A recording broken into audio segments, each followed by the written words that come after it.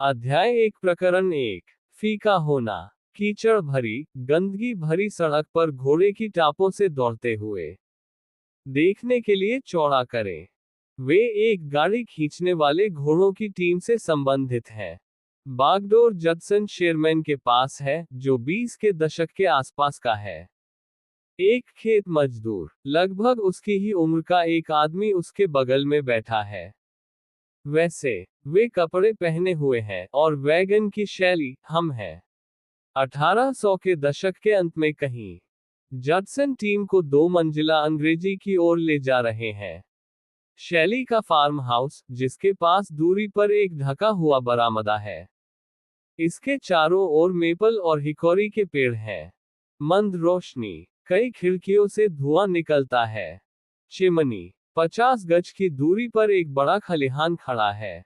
सूर्योदय के समय भयंकर काले आकाश में बिजली चमकती है।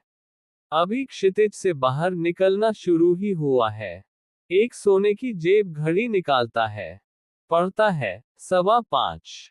जैसे ही वह अपनी घड़ी रखता है, उसे कुछ सुनाई देता है। सिर्फ ये फिर से है, एक बच्चा रो रहा है, लेकिन ये मुझे भूख लगी है या मैं थक गया हूं का रोना नहीं है, ये सूजन है। भयंकर दर्द का विस्फोट। जडसन ने लगाम जोर से खींची, घोड़े पीछे हटे। फिर वे ऐसे भागते हैं जैसे उन्हें तोप से छोड़ा गया हो, और कीचड़ उछालते हुए वे तेजी से घर की ओर बढ़ते हैं। जडसन की चीखें इतनी अधिक थीं कि वह उन्हें बर्दाश्त नहीं कर सका। टीम को सीधे सामने के दरवाजे तक ले जाता है और पीछे की ओर लगाम लगाता है। जोर से, गाड़ी रुकने से पहले ही उतर जाना। तब जैसे ही वह सामने के बरामदे पर पहुंचा, चीखने की आवाजें आने लगी। रुक जाता है। वह नहीं रुकता। सामने के दरवाजे की ओर बढ़ता है। उसे चाबुक मारता है। खुला हुआ। एक बड़ी ग्रे बिल्ली बाहर निकलने के लिए छटपटा रही है। वहां जैसे ही वह अंदर जाता है, वह लगभग गिर जाता है। आंतरिक फार्म हाउस फोर निरंतर। जडसन का ध्यान तुरंत लिविंग रूम की ओर चला जाता है। उसके दाहिनी ओर, जहां आग की लिपटों की परछाइयां चिमनी नृत्य दुष्टता से बंद उसकी पर भयभीत देखो। वह बस उसे घूरता रहता है, लगभग असमर्थ। वह जो देख रहा है उसे समझ नहीं पा रहा है। लकड़ी चटकती है। आंसू बहाते हुए वह धीरे धीरे कमरे में और अंदर चला जाता है। ऐसा लगता है जैसे समय उसके लिए रुक गया हो। आंतरिक बैठक कक्ष निरंतर। जैसे जैसे वह चिमनी के करीब आता जाता है, नारंगी उसके चेहरे पर आग की चिंगारी तेज हो जाती है। चटचटाहट जोर से। वह चूल्हे के सामने रुकता है, फिर अपने पैरों की ओर देखता है, जहां लकड़ी पर लंबी संकरी बुनाई की सुइयों की एक जोड़ी पड़ी है। फर्श पर खून से लथपथ पड़ा हुआ है। वह भावनात्मक रूप से तबाह हो गया है। उसकी परिधीय दृष्टि बाहर की किसी चीज को देख लेती है। एक खिड़की के पास से तेजी से आगे बढ़ते हुए उसके चेहरे पर क्रोध भर जाता है। वह घूमता है, वापस बाहर भागता है। सामने का दरवाजा, जहां एक्स्ट फार्म हाउस, सामने का बरामदा निरंतर। जडसन पोर्ट से छलांग लगाता है और खेत की ओर भागता है। वह हाथ जो उन घोड़ों पर नियंत्रण कर रहा है जो डरे हुए लगते हैं। वह घर के चारों ओर घूमते हुए उसकी गति बढ़ जाती है। जहां वह एक महिला को लंबे भूरे रंग की पोशाक, नंगे पैर और लंबे काले बाल, खलिहान में तेजी से घुसते हुए और बंद होते हुए। उसके पीछे का दरवाजा। जडसन खलिहान में पहुंचता है, दरवाजा खोलने की कोशिश करता है, लेकिन वह खुल नहीं पाता। वह नहीं हिलेगा।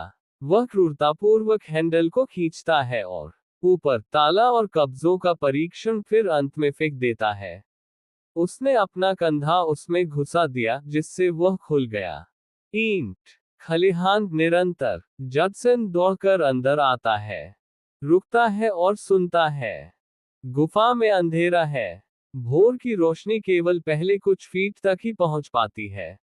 फिर जैसे ही वह और भीतर जाने वाला था, पीछे का हिस्सा एक मोटा फावड़ा स्याह काले पानी से बाहर निकलता है और धमाका जडसन के चेहरे पर लगा। स्मैश कट टू काला तक फीका पड़ना। Super 1972 ext farm house Harrisville Rhode Island दिन 1970 के दशक का लकड़ी के पैनल वाला स्टेशन वैगन न्यू जर्सी के साथ प्लेटें बजरी वाले मार्ग पर गाड़ी चलाना। यहाँ हम हैं 100 गज पीछे, अब बहुत पुराने हो चुके वही दो हैं। कहानी फार्म हाउस और खलिहान, पेड़ बड़े हो गए हैं।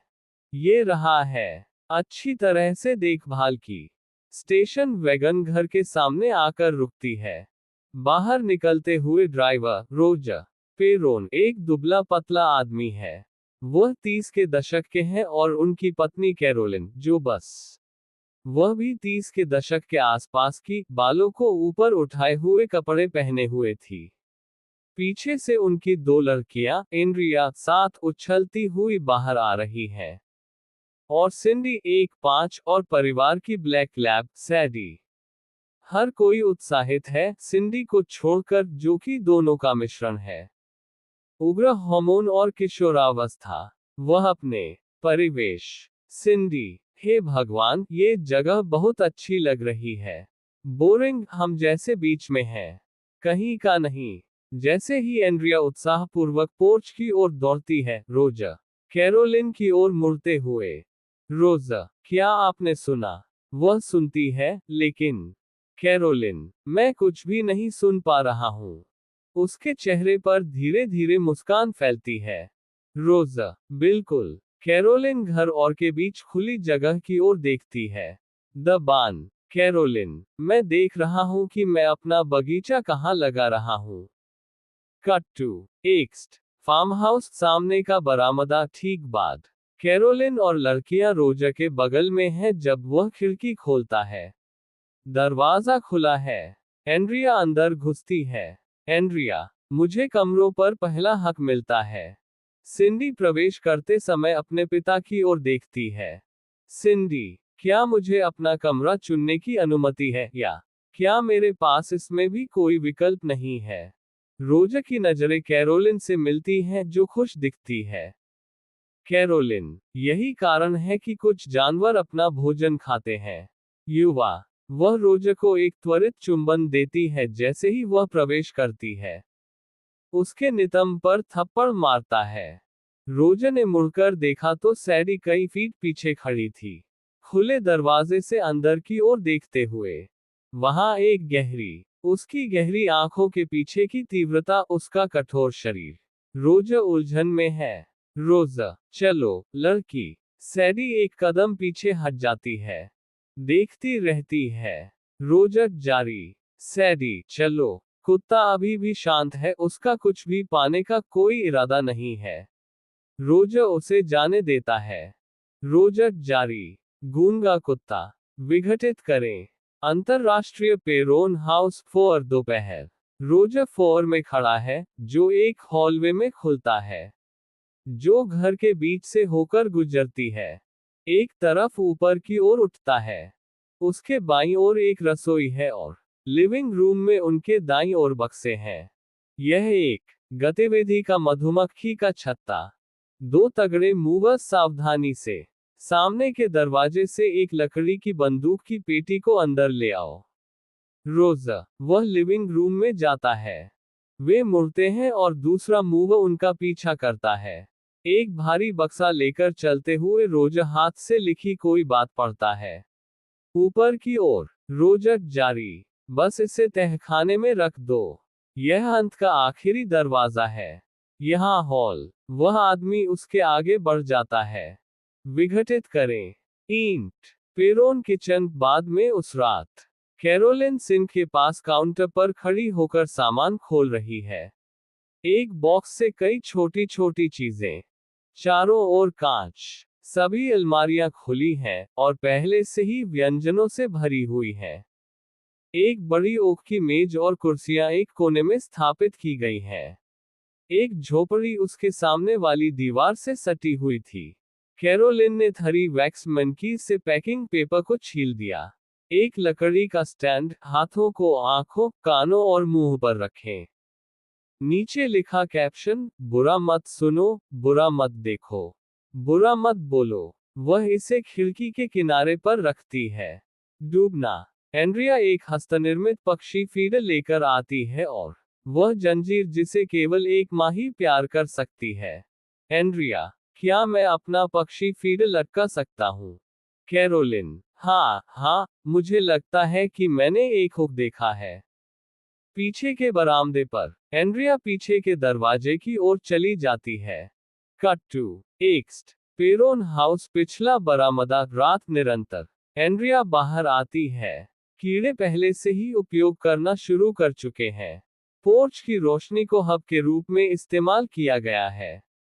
ऊपर एक हल्की धुंध लटकी हुई है, एक बुरे सपने की तरह जमीन पर। वह उस हुक को देखती है जिसके बारे में उसकी माँ बात कर रही थी और उसे उठा लेती है। फीडर को उसके ऊपर ले जाएं।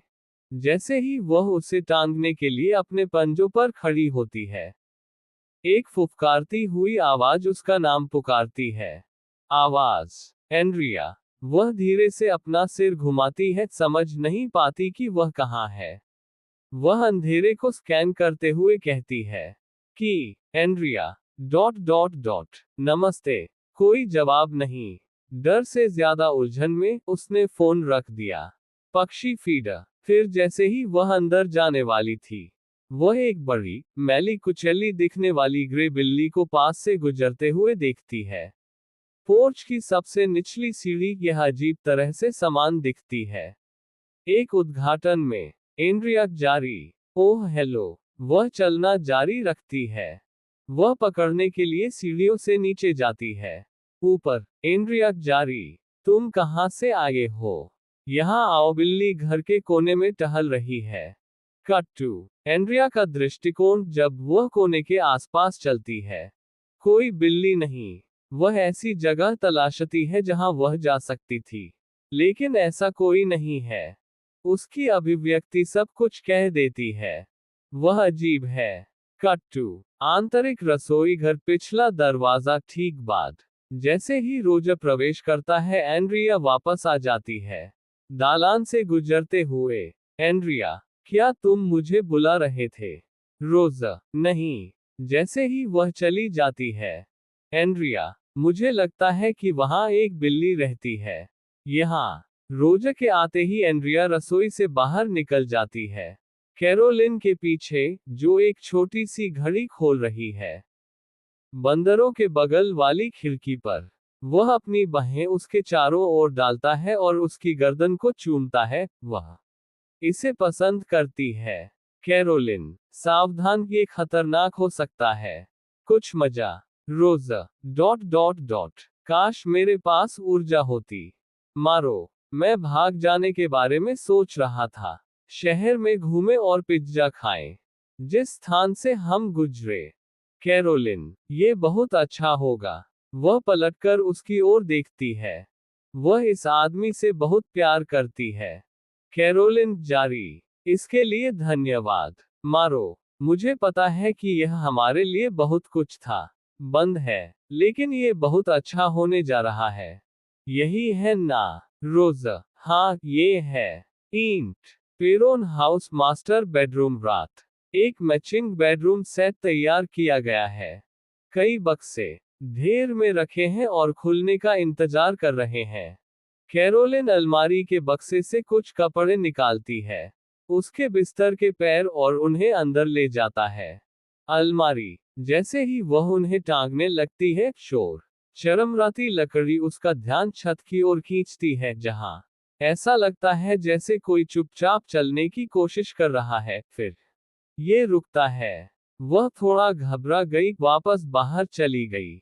बेडरूम और पास की खिड़की के पास जाता है। एक पेड़ की ओर देखता है, उसका हवा में सरसराते पत्ते। वह अपना सिर ऊपर उठाकर देखती है, यदि कोई शाखा ऊपर की छत को छू रही हो। कोठरी। बता नहीं सकता। जैसे ही वह मुड़ने वाली होती है, वह सैडी को नीचे गिरते हुए देखती है। नीचे सामने बरामदे के पास आंगन में घबराए हुई चहलकदमी करते हुए। आगे पीछे। रोजा ओसी, मुझे नहीं मालूम उसकी समस्या क्या है। मैंने उसे 10 बार मनाने की कोशिश की। अंदर आ जाए। वह मुड़ती है और देखती है कि रोजा एक बॉक्स को नीचे रख रहा है। अन्य। रोजा, आज रात के लिए आखिरी बॉक्स। मैं थक गया हूँ। कैरोलिन, हम उसे ऐसे ही नहीं छोड़ सकते। वह भाग सकती है। रोजा, मैं उसे बांधने के लिए कुछ ढूंढूंगा। शायद बाहर एक रात होगी। उसका मन बदलने में मदद करे। जैसे ही रोजा वापस बाहर निकलता है। कैरोलिन, आप सिर्फ छत पर नहीं थे। आप। वह पलटा हो। कैरोलिन जारी। मैंने कुछ सुना, ऐसा लगा जैसे। पदचिह्न। रोजा, यह एक पुराना घर है प्रिय, ये कुछ आवाजें करने जा रहा हूं। रोशनी एक पल के लिए टिमटिमाती है। रोजा जारी। Dot dot dot. ओह अद्भुत। कैरोलिन, शायद एक टॉर्च भी ले लो। रोजा बाहर चला गया। विघटित करें। आंतरिक मास्टर बेडरूम। बाद में कैरोलिन की आंखें खुल जाती हैं। वह ऐसी आवाज सुनकर जाग जाती है जैसे दूर से आती सैकड़ों बच्चों की चीखें, लेकिन वह सही नहीं हो सकता। वह रोजा की ओर देखती है, जो स्वस्थ है। वह जांच करने के लिए बिस्तर से बाहर निकलती है। कट टू बाहरी घर। पिछला बरामदा। ठीक बाद। कैरोलिन पिछले दरवाजे से बाहर आती है। सुनती है, ये बहुत ज्यादा है। उसका ध्यान सीधे जंगल की ओर जाता है। उस घर के पीछे जहां से चीखने की आवाज आ रही है। एक हाथ उसके कंधे को छूता है। वह लगभग अपनी जगह से उछल जाती है। वह घूमती है। रोजा उसके ठीक पीछे खड़ा है। रोजा, वाह क्षमा करें। कैरोलिन धीरे धीरे पीछे मुड़कर जंगल की ओर जाती है। कैरोलिन, वह क्या है? रोजा, खुश। वृक्ष मेढक, लगभग 1 पौंड जितने बड़े। सॉफ्टबॉल। वे बकवास कर रहे हैं। वह अपने कंधे के ऊपर से उसकी ओर देखती है। कैरोलिन, और आप यह इसलिए जानते हैं? रोजा, मैं बचपन में इन्हें पकड़ता था। मेरे दादाजी का। कैरोलिन रात में पीछे मुड़कर देखती है। कैरोलिन, ये तो बहुत ही कठोर सेक्स जैसा लग रहा है। रोजा उसे खेल खेल में गले लगा लेता है।